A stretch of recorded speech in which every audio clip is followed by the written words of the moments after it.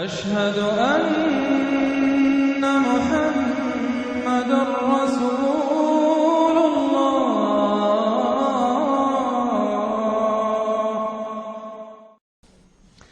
سورة الانشراح بسم اللہ الرحمن الرحیم الم نشرح لك صدرك ووضعنا عنك وزرك الذي انقض ظهرك ورفعنا لك ذکرك۔ کیا ہم نے آپ کے لیے آپ کے سینے کو کھول نہیں دیا، انشراح نہیں دے دیا آپ کو، اور آپ پر جو ایک بوجھ پڑا ہوا تھا وہ اٹھا نہیں لیا۔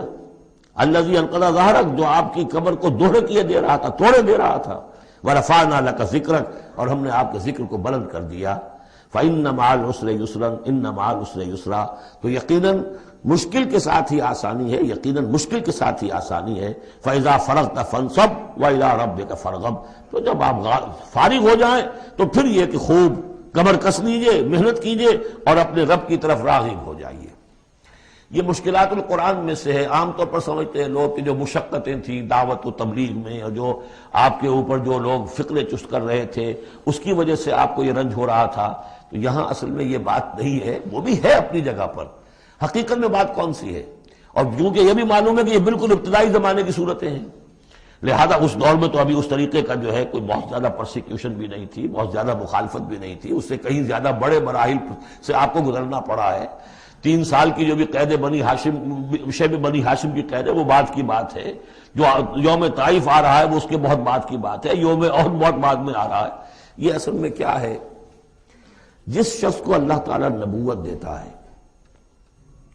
اس کی سب سے زیادہ جو خواہش ہوتی ہے وہ اللہ کے ساتھ لو لگا کر بیٹھا رہے، اور رسالت کا فریضہ ایسا ہے کہ جاؤ خلق خدا کو ہدایت کا راستہ دکھاؤ۔ اب کہاں وہ کیفیت؟ دن ڈھونڈتا ہے پھر وہی فرصت کے رات دن بیٹھے رہے تصور جانا کیے ہوئے، کہاں اللہ کی طرف رخ کر کے اللہ کا بندہ کھڑا ہے رات کے وقت، کیا اس کی کیفیت ہے، اس کے قلب کی، اس کی روح کی کیا انشراح ہے، کیا انبساط ہے، کن بلندیوں پر اس وقت وہ ہے، کس روحانی وسعتوں کے اندر جو ہے وہ اس وقت تیراکی کر رہا ہے۔ اور کب جا رہے کسی نے کہہ دیا پاگل ہے، کسی نے کہہ دیا کہ یہ تو مجنون ہے، دیکھو ذرا یہ شخص ہے جو کہتا ہے آپ کے معبودوں کو کہ یہ غلط ہے۔ اب اس کا ایک تقدر ہو رہا ہے دل کے اوپر، کہاں وہ کیفیت؟ علامہ اقبال نے اسے لکھا ہے، 4th لیکچر ہے ان کا جو خطبات میں سے، شیخ عبدالقدوس گنگوہی رحمۃ اللہ علیہ کا قول دیا ہے۔ وہ کہیں کسی کیفیت میں بیٹھے ہوئے تھے اسی طرح مراقبے میں، اچانک اقامت کی آواز آ گئی، اب جماعت کھڑی ہو گئی، تو وہ کھڑا ہونا ہے، تو نماز میں تو جانا ہے، تو کہا کیا، جھنجلا کر کہا، حضوری سے نکال کر دربانی میں کھڑا کر دیا۔ اس وقت جس مراقبے کی کیفیت میں میں تھا وہ تو حضوری کی کیفیت مجھے حاصل تھی، اب میں دربانی میں آ گیا ہوں یہاں پر۔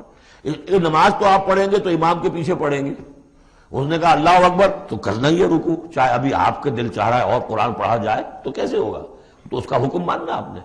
آپ چاہ رہے ہیں سجدے میں پڑے رہے ابھی سر نہ اٹھائیں، لیکن وہ تو کہے گا اللہ اکبر، تو وہ سر آپ نے اٹھانا ہی ہے۔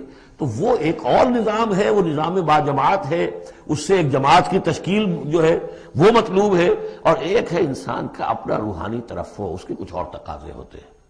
تو جیسے حضرت موسیٰ سے کہا گیا ہر دفعہ آپ نے دیکھا اذهب الى فرعون انه طغى، اور وہ اگر وہیں پر رہتے ڈیرا لگا دیتے، ہر وقت گفتگو ہو رہی ہے، مخاطبہ مکالمہ مل رہا ہے، تو جو لذت اس میں تھی، اس کے اندر جو ہے وہ جو مشقت ہے وہ یہ تھی۔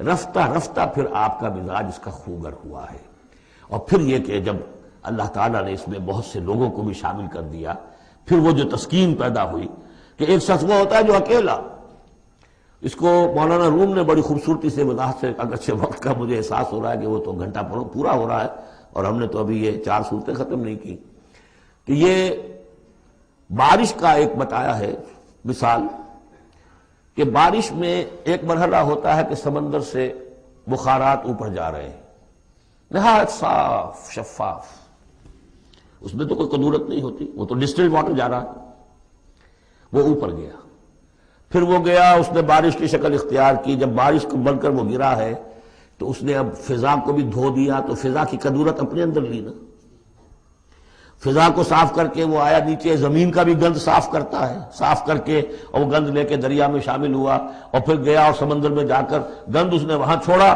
پھر وہ پاک ہو کر صاف ہو کر بڑی ہی یعنی لطیف شکل میں پھر یہ ہو رہی ہے، یہ ہے ایک سیر الی اللہ اللہ کی طرف بڑھا جا رہا ہے.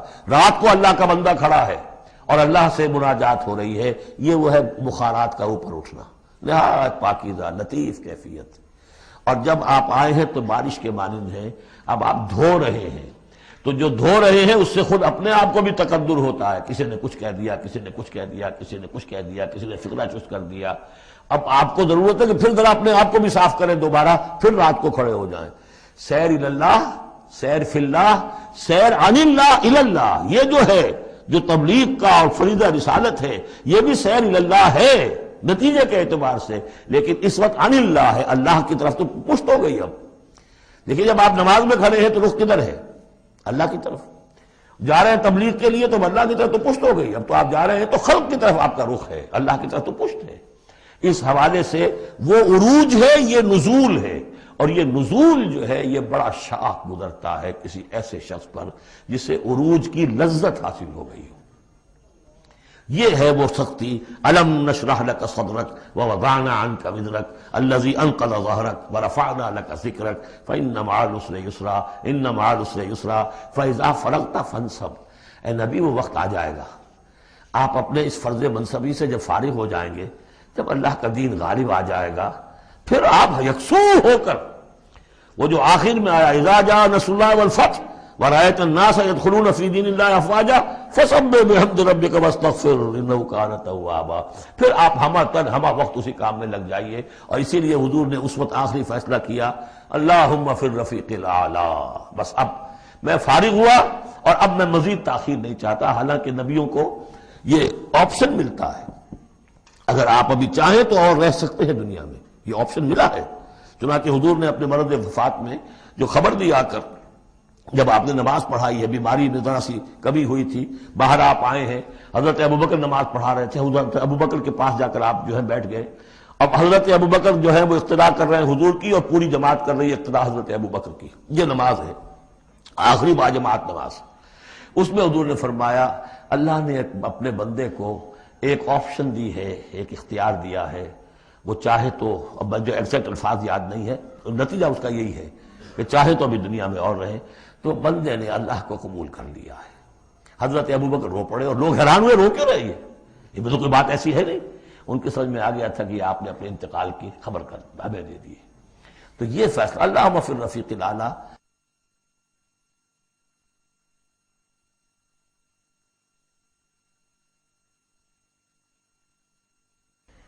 یہ جو شاخ گزر رہا تھا نا، یہ جو دنیا کے اندر معاملہ دعوت و تبلیغ، یہ اس روحانی جو ربط ہوتا ہے اللہ کے ساتھ، اس کے اعتبار سے اس میں رکھنا پڑتا ہے. کہاں وہ کیفیت، کہاں یہ کیفیت. اور اس کی وجہ سے جلدی آپ نے فرمائی، میں سمجھتا ہوں کہ اگر ابھی جو لوگ، یہ اتنا عظیم انقلاب برپا ہوا تھا عرب میں، اور رأیت الناس يدخلون فی دین اللہ افواجا، ان کی ابھی بڑی تربیت کی ضرورت تھی. یہ تربیت کے مراحل ابھی ان کے پورے نہیں ہوئے تھے. یہ تو صرف مکہ اور مدینے کے لوگ تھے جو آپ کی تربیت سے اس طریقے سے بہرہ اندوز ہوئے اور ان مستفید ہوئے. یہ جو پورا عرب جو ہے ایمان لے آیا، اور ان کو تو آپ کی تربیت کا بھی وقت نہیں ملا.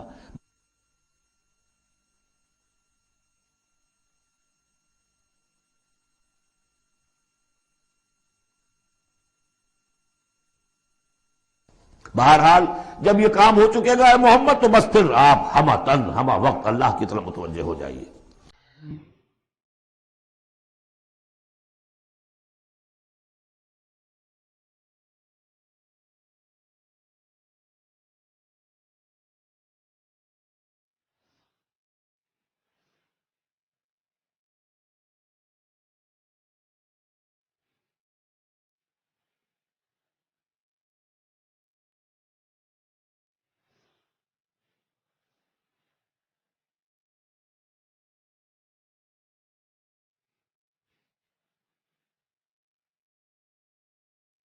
مولاي صل وسلم دائما